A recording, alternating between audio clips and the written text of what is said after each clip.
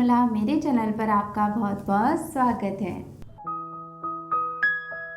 Veg spring roll बनाने के लिए मैंने यहाँ पर सारी सब्जियों को काट कर तैयार कर लिया है। तो हम सब्जियों में ले रहे हैं कटी हुई गाजर, कटी हुई शिमला मिर्च, साथ ही लेंगे कटी हुई बीन्स, इन्हें फ्रेंच बीन्स भी कहा जाता है।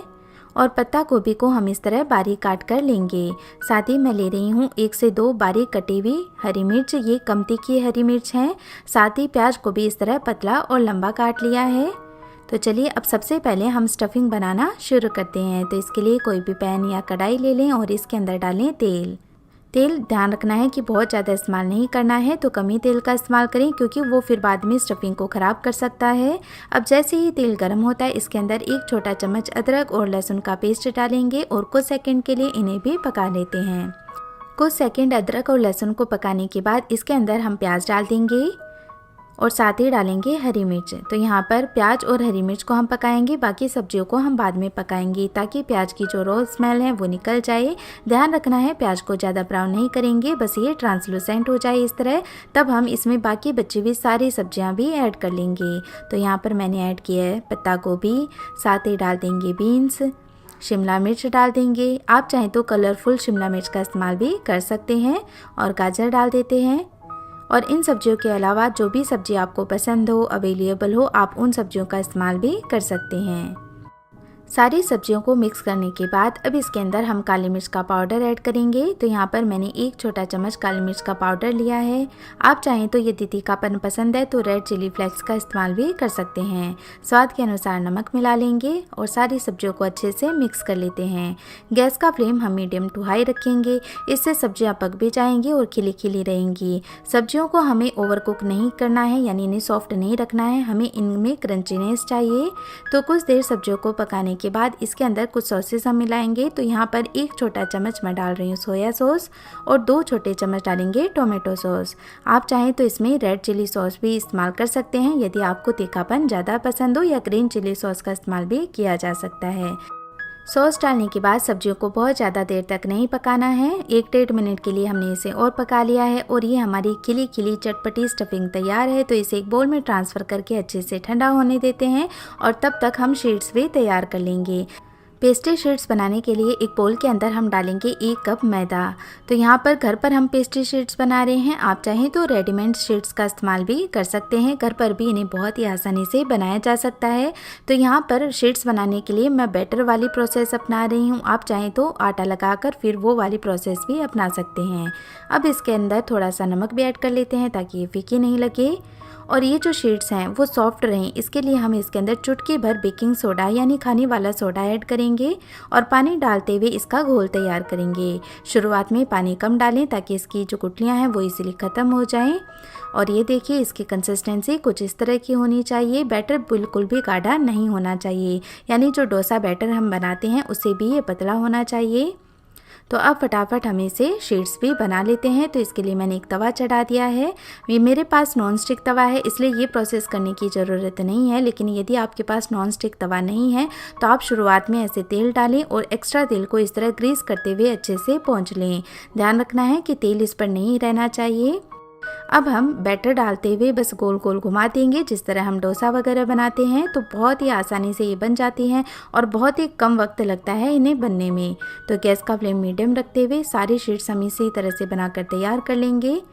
तो शीट्स को बिल्कुल भी ब्राउन नहीं करना है, बस ये देखिए आप इस तरह का टेक्सचर ही रखें सारी शीट्स का। इस तरह मैंने सारी शीट्स बनाकर तैयार कर ली हैं। बहुत ही अच्छी शीट्स बनकर तैयार हुई हैं, बिल्कुल भी कहीं से नहीं फटी हैं। तो अब हम क्या करते हैं, स्लरी तैयार करेंगे। तो इसके लिए एक बोल लेंगे और इसके अंदर 2 चम्मच डालेंगे मैदा और इसमें डालेंगे पानी और इसका गाढ़ा घोल बनाकर तैयार करेंगे। तो ये शीट्स को चिपकाने का काम करेगा, यानी एक तरह से ये ग्लू का काम करता है। तो ये हमारी स्लरी भी बनकर तैयार है। अब हम इन पेस्ट्री शीट्स के अंदर स्टफिंग भरेंगे। तो इसके लिए ध्यान रखना है कि तवे पर बनाते समय जो हिस्सा ऊपर था वो अभी हमें ऊपर रखना है, जो हिस्सा नीचे था उसे हमें नीचे ही रखना है। तो जो हिस्सा ऊपर था वो अब क्या होगा, अंदर की ओर आ जाएगा और जो नीचे था वो ऊपर की ओर रहेगा। तो इसका भी बहुत ज़्यादा फ़र्क पड़ता है। तो मैं दोनों तरीक़ों से ये बना रही हूँ ताकि आप डिफरेंस देख सकें। और अब क्या कर दिया, बीच में स्टफिंग डाल दी है और अब हम ये जो ग्लू हमने तैयार किया था यानी जो स्लरी तैयार की थी उसे इस तरह लगा देंगे और साइड में से प्रेस करते हुए इसे ऐसे चिपका देंगे। तो कॉर्नर को इस तरह फोल्ड कर दें अंदर की साइड में। अभी आप देख सकते हैं कि जब हम शीट्स में स्टफिंग डाल रहे हैं तो ये बिल्कुल भी कहीं से नहीं फट रही हैं, और यदि ये फट गई तो फिर आप उसे इस्तेमाल ना करें, नहीं तो स्टफिंग बाहर निकलने लगेगी।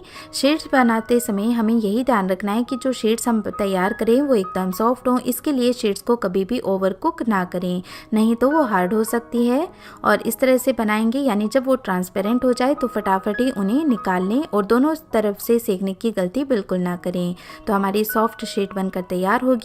तो वेज स्प्रिंग रोल में स्टफिंग भरना भी काफ़ी आसान रहेगा। तो ये एक रोल मैंने बनाकर तैयार कर लिया है।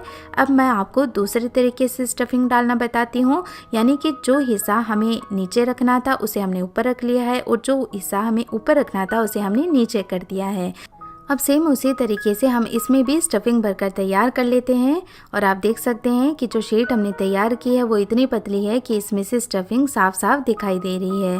तो इसी तरह की शीट्स हमें बनाकर तैयार करनी है। तो सारे रोल हम इसी तरह से स्टफिंग भरकर तैयार कर लेते हैं। तो यहाँ पर कुछ मैंने यानी उल्टे बनाए हैं और कुछ मैंने सीधे बनाए हैं, ताकि मैं आपका डाउट क्लियर कर सकूँ। तो दोनों में डिफरेंस अभी नहीं दिखाई दे रहा है, लेकिन थोड़ी देर बाद आप खुद ब खुद डिफरेंस महसूस करेंगे।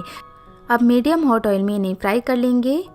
और शीट्स क्योंकि काफ़ी पतली होती हैं तो इन्हें फ्राई होने में भी ज़्यादा समय नहीं लगता है, बहुत ही जल्दी से ये फ्राई हो जाती हैं और क्रिस्पी हो जाती हैं।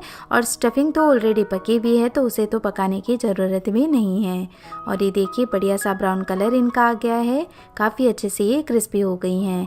तो इसमें जो शीट हमने रखी थी वो एकदम परफेक्ट रखी थी, इसलिए ऊपर से देखने में बहुत ही अच्छी लग रही हैं और काफ़ी क्रिस्पी भी हो गई हैं। अब जिनमें हमने शीट को उल्टा लगाया था उन्हें फ्राई कर लेते हैं।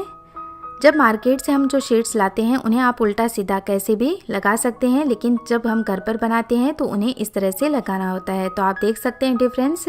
जो पहले हमने रोल तैयार किए थे ऊपर से बिल्कुल भी साफ थे, एकदम क्लियर थे, लेकिन इन पर बबल्स आ गए हैं। तो यही डिफरेंस मैं आपको बताना चाहती थी। तो ये एक वेज स्प्रिंग रोल मैं आपको काट कर दिखाती हूँ। बहुत ही अच्छी शेड्स के साथ ये स्टफिंग बहुत ही लाजवाब लग रही है, ऊपर से क्रिस्पी और अंदर से ये चटपटी स्टफिंग। बहुत ही लाजवाब वेज स्प्रिंग रोल बनकर है तैयार। फ्रेंड्स, कैसे लगी आज की ये रेसिपी मुझे कमेंट करके ज़रूर बताना, और अगर वीडियो पसंद आया है तो प्लीज़ इसे लाइक करना, अपने चैनल को सब्सक्राइब करना भी मत भूलना। मिलते हैं एक और नई वीडियो के साथ, तब तक के लिए बाय बाय।